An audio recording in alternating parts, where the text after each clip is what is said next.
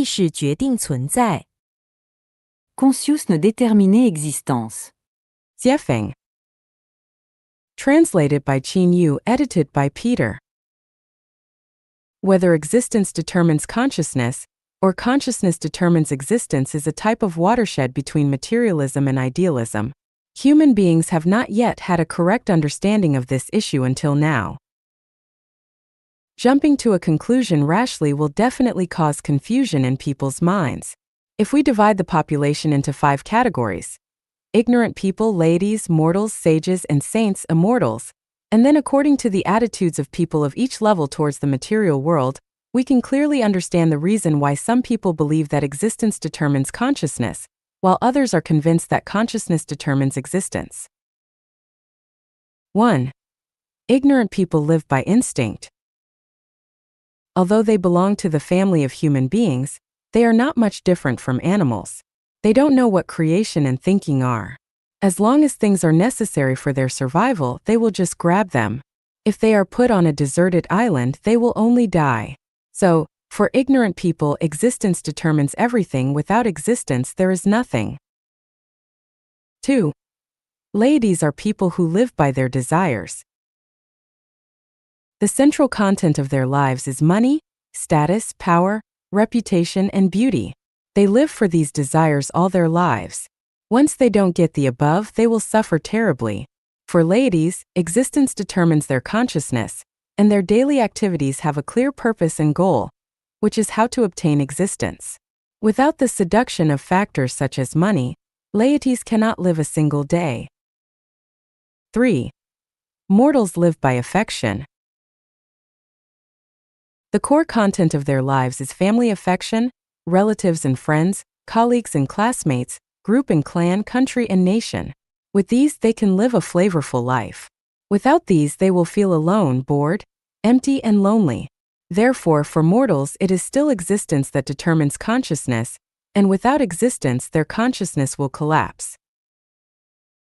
4. Sages are people who live by reason.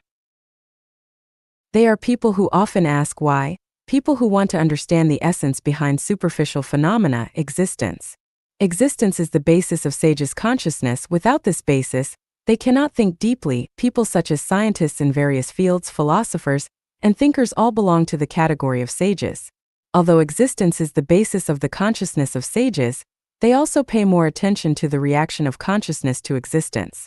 Therefore, for sages, existence and consciousness are equally important.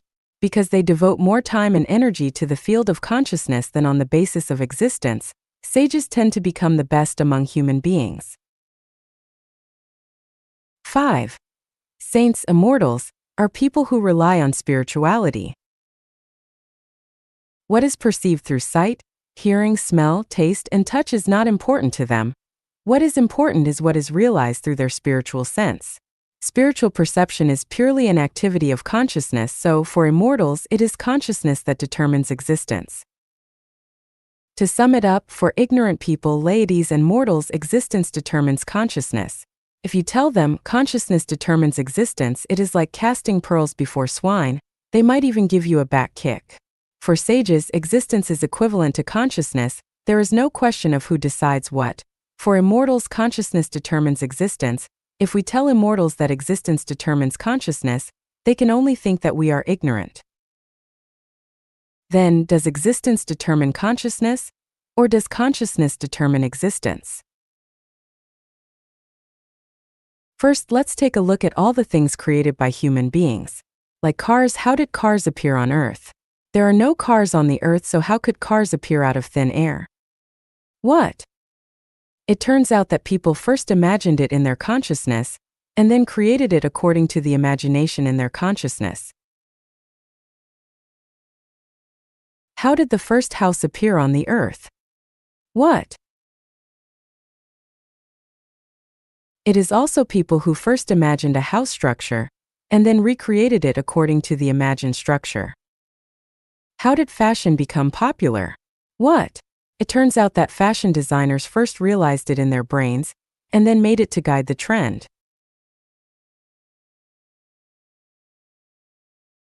It can be deduced from this that all things created by human beings are firstly imagined in human consciousness, and then created according to their imaginations. If people had no imagination, that is, no thinking and no consciousness, then all the artificial objects that we use today would not have appeared. This clearly proves that consciousness determines existence. Without human consciousness, how can there be so many artificial things on the earth? Let's look at the dwelling places of human beings and the natural environment. When we enter someone's home, someone who loves to be clean and tidy, we see that the tables, chairs, and beds are arranged in an orderly manner.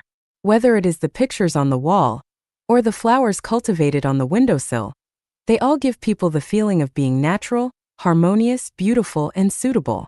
Why is this happening? Oh, it turns out that the owner of this house has a clear spatial layout in her consciousness. The orderly existence of everything in her house was first imagined in her consciousness. If her consciousness is chaotic, she may put the coffee table on the table, and she can't think of planting a few pots of flowers and placing them on the windowsill. Over the past 10 years, I have observed the residences of many people in Zimbabwe. Generally, the living environment of Caucasians is clean, tidy, and orderly.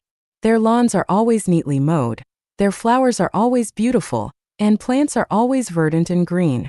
Even their washrooms, toilets, are full of flowers, and you will never spot oil stains in their kitchens. Looking at the environment of our Chinese people, weeds are overgrown in the courtyard, dog excrement is everywhere, the washroom smells bad, cockroaches are rampant in the kitchen, and the stove is greasy. Why is there such a big difference? Aren't they all human? It turns out that the difference lies not in existence but in consciousness. Chinese and Caucasians have different consciousness of the environment. The quality of the living environment depends on the consciousness of the people in this environment. If there is a good consciousness, there will be a good environment. Without a good consciousness, of course, it is impossible to have a good environment for existence. My child once used his vacation to drive to Washington and New York by himself. I asked him on the phone, "What is your biggest impression after seeing New York?" Unexpectedly, he replied, "New York's Chinatown is too dirty and messy. It does not match the civilization and prosperity of New York." Can it be that existence determines consciousness? If a Chinese has lived in China from beginning to end, it can be barely said that the existence of the dirty, disorderly, and bad surrounding environment leads to the dirty, disorderly, and bad living environment of his own. But after we came to a beautiful country, where the existence is beautiful, why does the environment change when we live there? Isn't it that our consciousness determines our existence? Suppose we Chinese exchange with Japanese and Germans, we all live in Japan and Germany and let Japanese and Germans live in China. Within 50 years, China will become the most beautiful and graceful country in the world, while Japan and Germany will become two dirty, disorderly, and bad countries. Consciousness determines existence, and what kind of consciousness is there, there will be that kind of existence. If everyone is belligerent, the world will be in a constant state war. If everyone loves peace, how could there be wars? Conscious ne déterminait existence. Look at Islamic mosques, Christian churches, and Buddhist temples. Their architectural styles and shapes are quite different. Why? Because the consciousness of designers and builders is different from each other. Conscious ne déterminait existence.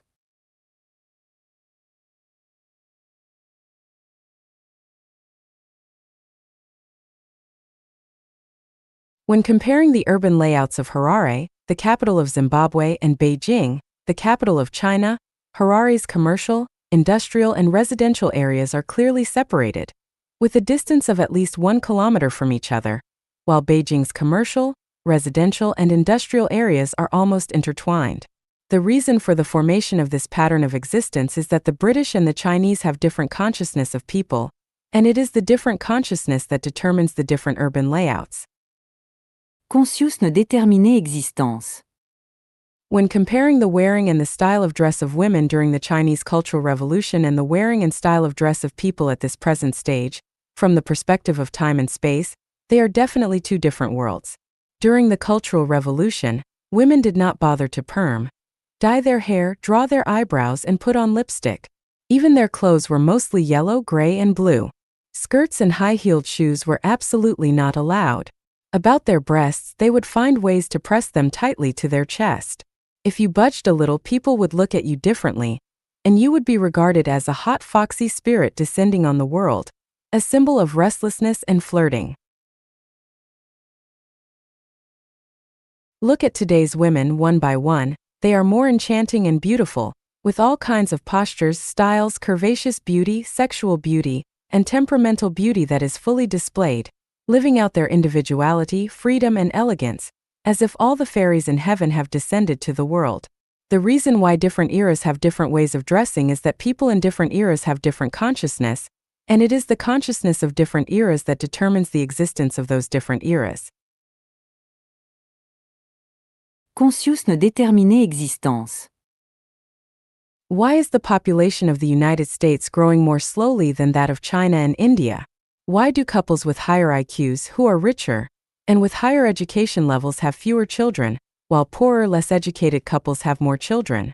Why can a man have several wives in some countries and regions, while most countries and regions can only be monogamous?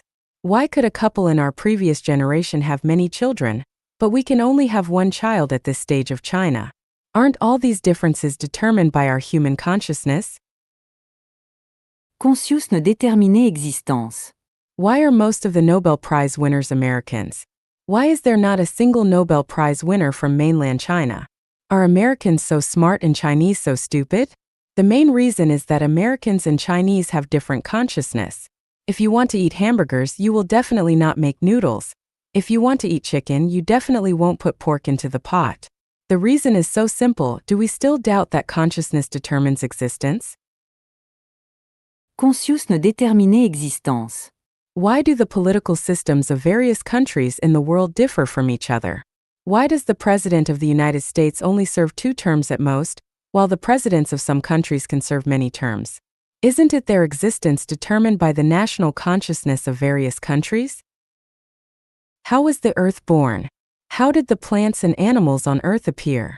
Isn't this determined by the consciousness of the greatest creator? Not long ago, I read a review article. Its general meaning is to criticize the only children in China at this stage for being ambitious, unrealistic, greedy for enjoyment, and for their wishful thinking. The article also mentioned a college student who had not yet graduated describing his long-term plan. I want to go to the United States and build a villa in a small city with beautiful mountains and rivers. I want to have a green lawn, a private swimming pool, and a Mercedes-Benz. The reviewer had a good-natured ridicule on this wishful thinking, and hoped that such college students can face reality, be down to earth, and not be too ambitious. In my opinion, this commenter is an outstanding representative of the idea that existence determines consciousness. His thinking is still in the narrow field of material existence. He only sees today, values reality, and he cannot imagine that the future of mankind is determined by the consciousness of mankind, that the future of each individual is determined by the consciousness of the individual. This kind of person is a frog at the bottom of a well, and the blue sky he sees is just as big as a sieve. Relying on this kind of person to guide young people is not only misleading young people, but also cruelly oppressing people's spirituality and ruining their bright future. Such people on the surface are kind but in essence are evil. If I were to comment on this college student, I would say, "Son, you're absolutely right. Visualize it, your wish will come true. The better and clearer the picture you have of your future in your mind, the more likely you are to realize it. The place you can see is where you are going, the situation you can realize in your brain is where you can go, because your behavior is controlled by your consciousness. If you want to go to the east, your feet can't move toward the west. The existence of reality is constantly changing with the consciousness of human beings. If we limit our consciousness to the existence of reality, we will always be slaves to the existence of reality, and we will never be able to create a better tomorrow. Son, the universe is boundless. There are 36-dimensional spaces, so spread the wings of your imagination and fly freely. A bright future belongs to the generation that can imagine this." Whether existence determines consciousness or consciousness determines existence, It is by no means a game of words or concepts, and it is by no means a question of whether to eat steamed buns or noodles. Whoever comes first directly determines the future of everyone. What kind of consciousness one has, he will have that kind of life. What kind of consciousness determines what kind of existence he will have. Existence determines consciousness is the thinking of animals and plants that rely on instinct to survive. Consciousness determines existence is the thinking of sages and saints, and the thinking of gods and Buddhas. If existence determines consciousness, we have only one Earth. If consciousness determines existence, we will have 36-dimensional spaces. If existence determines consciousness, we can only survive in the contradictions and pains of reality forever. If consciousness determines existence, we can transcend the existence of reality and focus on future development and changes. If existence determines consciousness, we can only passively be constrained by the environment. If consciousness determines existence, we can actively open up a sunshine avenue in the existence of reality. If existence determines consciousness, we cannot see the brilliance of the greatest creator, and we can only live to die. If consciousness determines existence, we can decipher the mysteries of the time and space of the universe, extend this limited life to the infinite wonderful time and space, and then we can die to be reborn.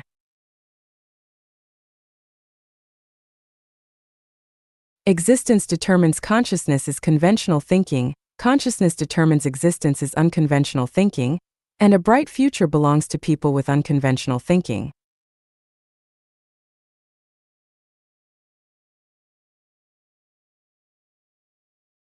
成功是一个陷阱。 Success is a trap. 陷阱. March 24, 2021. Translation edited by Chinyo. I come from the thousand-year world, where there are no successes or failures, only enjoyers of life from beginning to end. In the thousand-year world, there are no such words or concepts as success and failure. In heaven, there is never talk of success.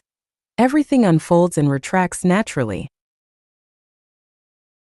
In the plant and animal worlds, there is no talk of success. Only in the human realm is there talk of success and failure. Most of those who mess up their lives are the ones who pursue success. If you were to statistically analyze and summarize, most of those in prison are the ones who pursue success. The sea of suffering is boundless. Take a look at those in the sea of suffering. They are all lives seeking success. So, I draw a conclusion: success is a trap. Who invented this trap? The answer is the devil. Is my conclusion correct? Everyone carefully observes human society. Who are the ones that drive people to strive for success? How do those who aspire to success end up? Are most of those who mess up their lives the ones who want success? What is success? Contending for the space of a snail's antler or contend for a flash of light, is that success? Did Qin Shi Huang succeed? Broken walls where foxes sleep, deserted platforms where rabbits walk, all were places of singing and dancing in those days. Yellow flowers covered with cold dew, withering grasses looming in mist, all belonged to the battlefields of the old times. Who succeeded? You've earned a lot of money, but you've never had time to appreciate the moonlight. Have you succeeded? Do you call that success? I cannot see a single successful person. I only see lives crushed by success, their faces distorted and souls shattered.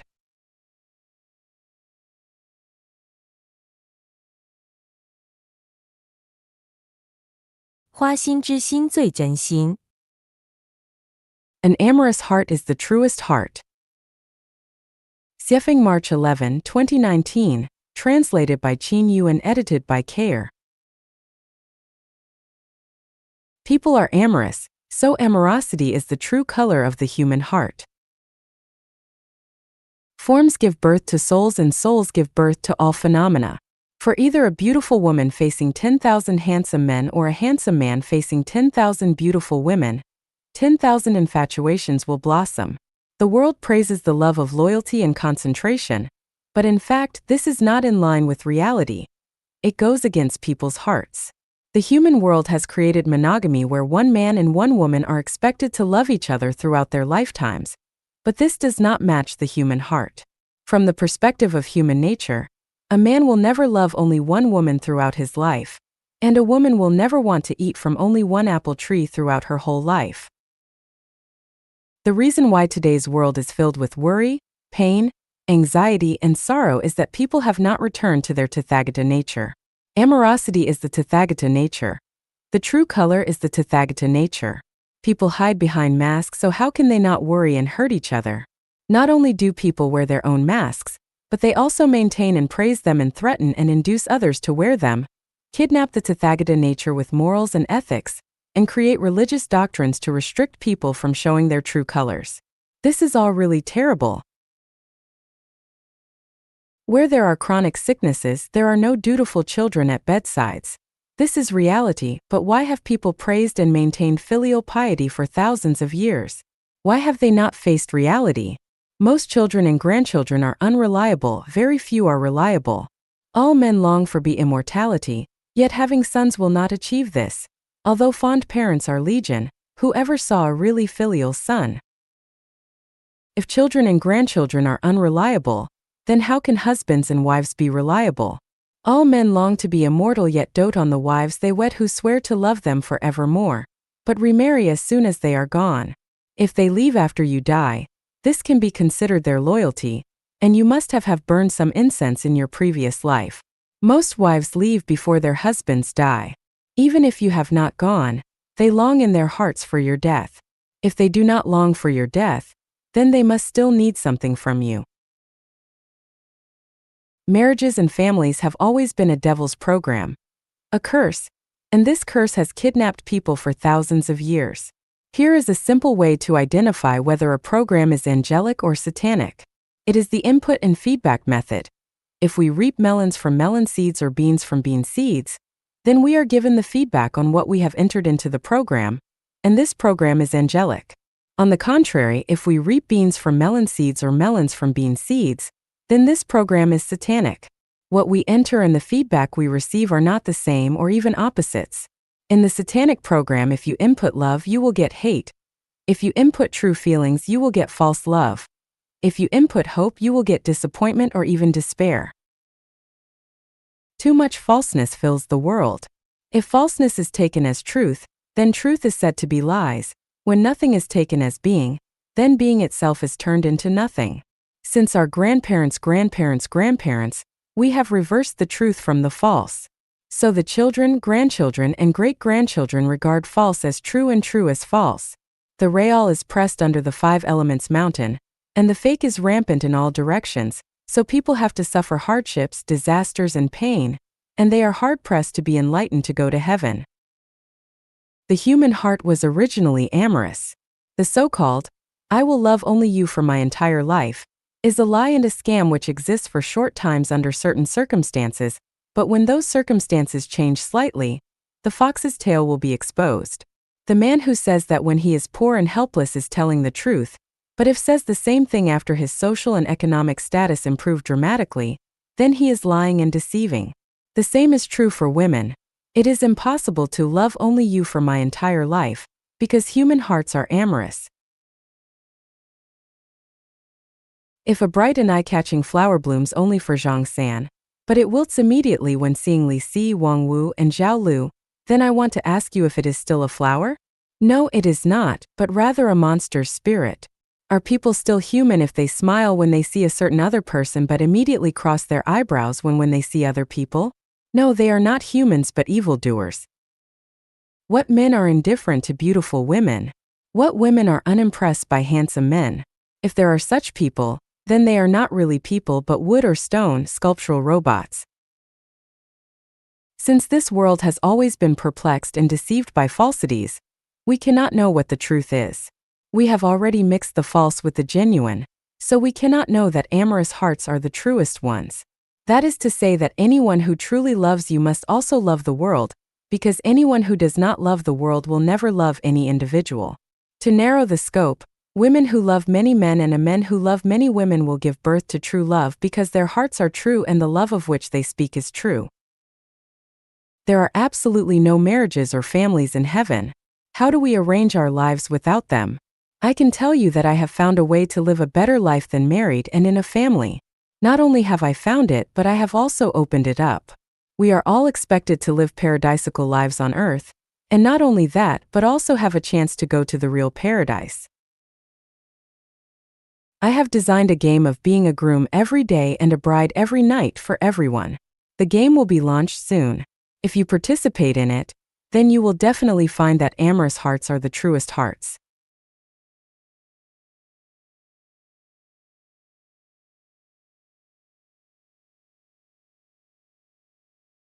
反常思维漫谈 Random talk about unconventional thinking.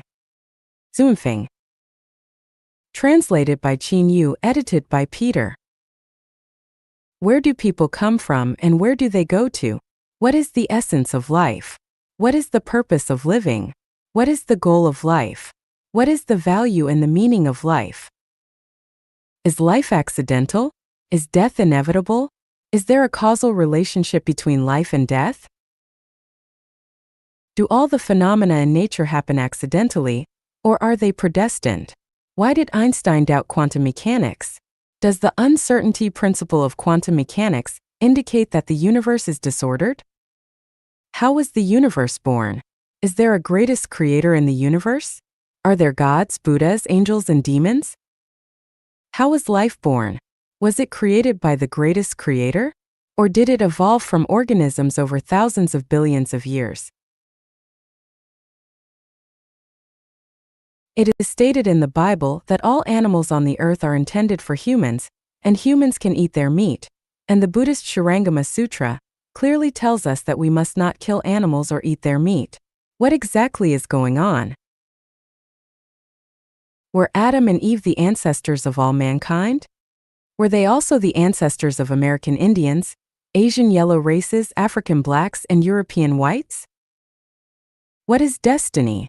Does everyone have their own trajectory of life? If so, can this trajectory of life be changed?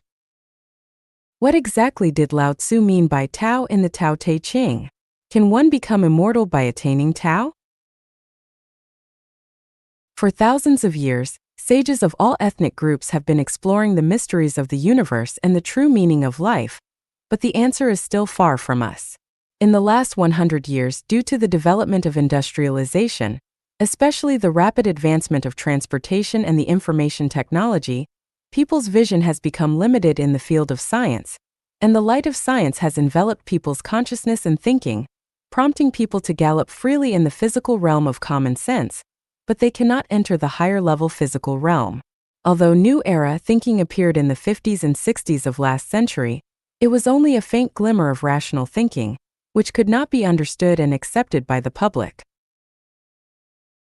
Nowadays, people are too busy with their daily activities due to the accelerated pace of life, and have no time to calm down and think.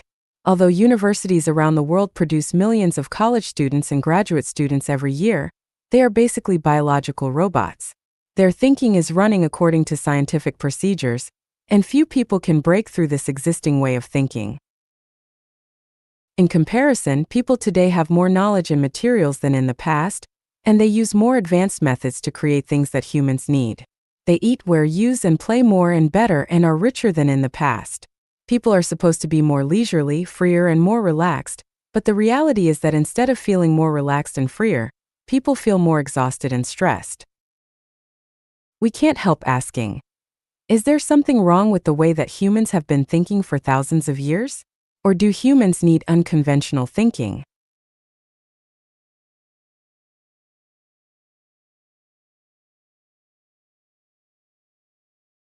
从莫比乌斯带谈起 Talking about the Mobius strip.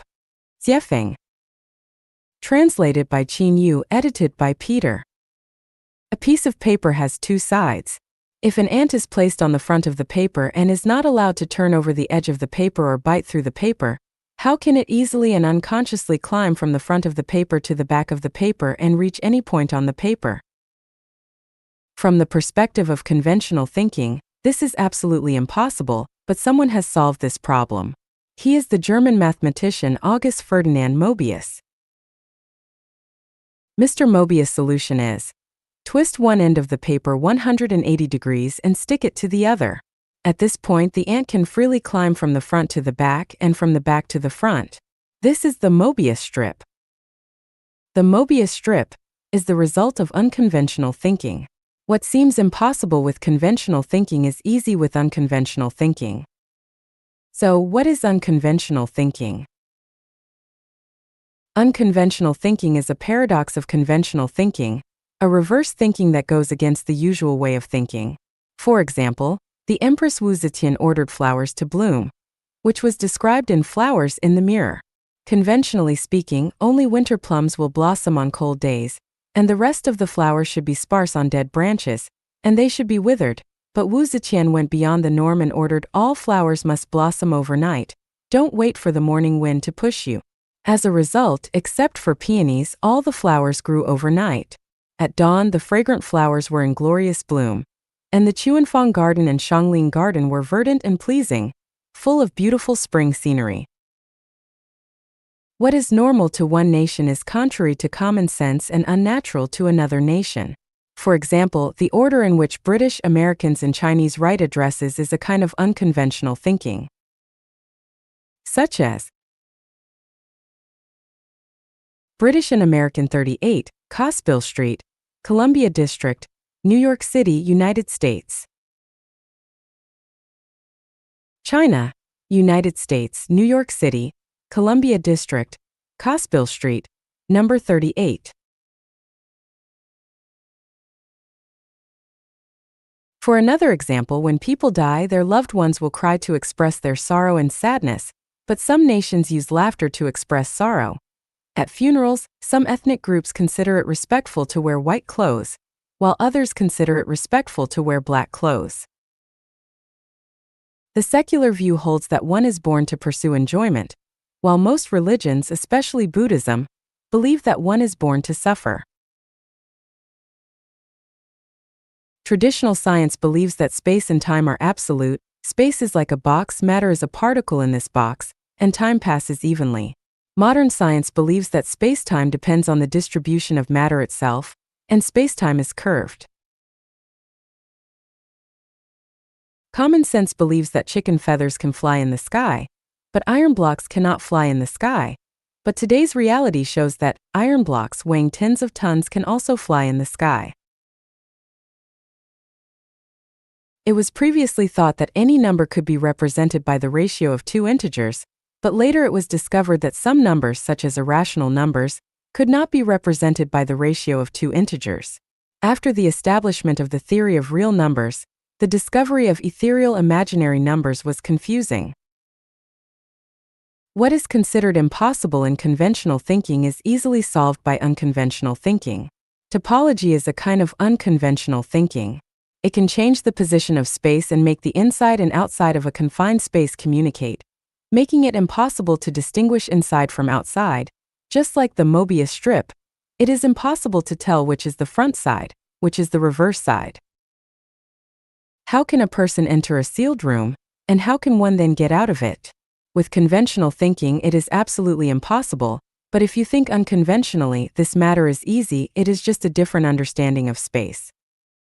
Can people be invisible? Conventional thinking has to say, this is the dreaming of an idiot. It is absolutely impossible. In fact, it is just a temporary distortion of space and time. Mankind has launched many spacecrafts to explore space. There are many purposes for this.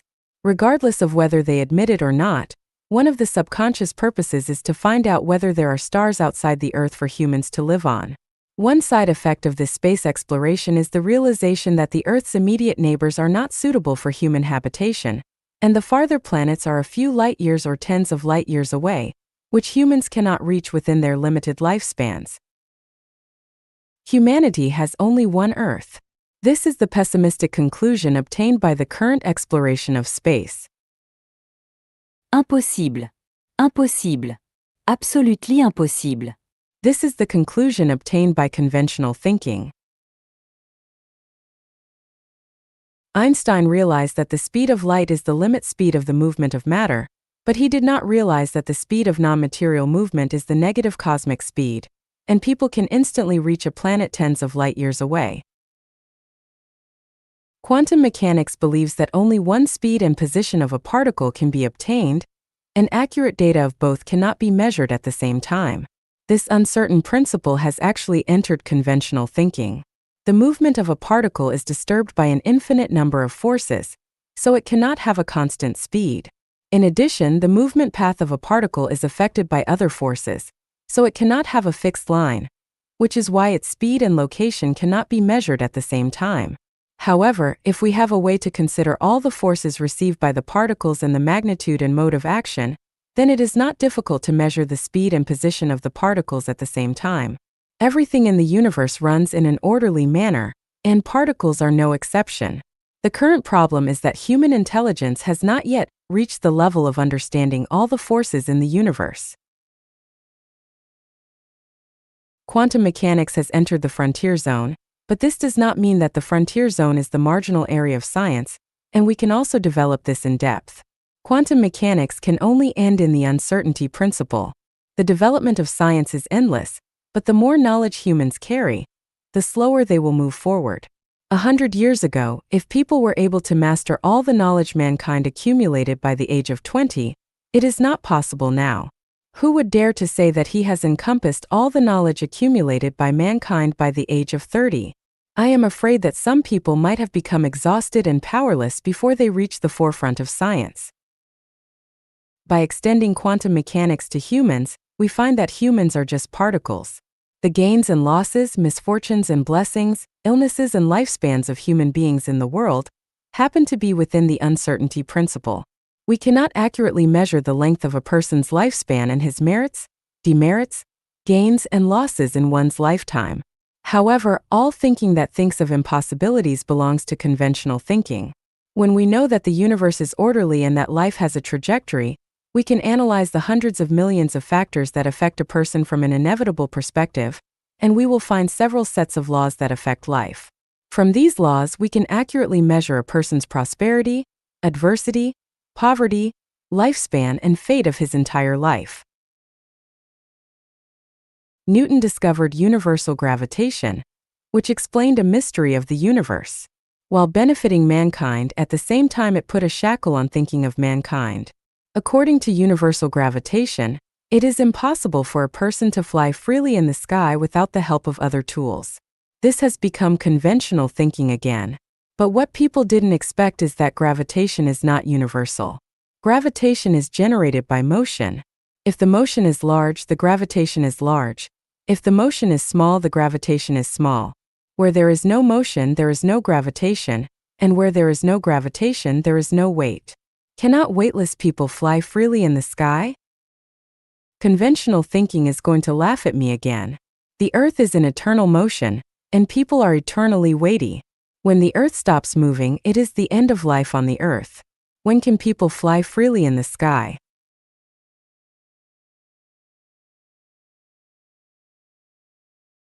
Conventional thinking is really troublesome. It doesn't consider the relationship among thinking, energy, and matter. Fax and email must be true, right? The technology of cloning can't be said to be fabricated, right?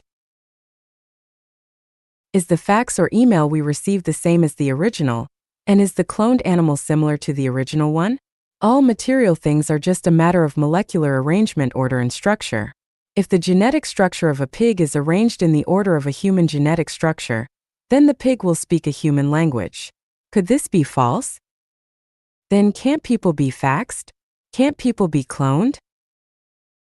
Substances cannot be faxed, but their structure and sequence can be faxed. We can pick up a phone and dial the number of a relative who is thousands of miles away. Although the person is thousands of miles away, the sound you hear is right close to your ears. Is there any doubt about this voice? With negative cosmic speed, a person's life structure and sequence can be faxed to a planet millions of light years away, and then endowed with energy, cloning. Anew you will then be born. Since the sequence and structure are the same, your consciousness and memory still exist, consciousness and memory exist in the structure and sequence, and you will still be you, not someone else. Good. Since the Earth can't restrain us and space distance can't obstruct us, Then can motion restrain us? Let's not talk about absolute motion, but relative motion. On the calm sea, while sitting in a ship's cabin, if we don't look out of the window, can we feel motion?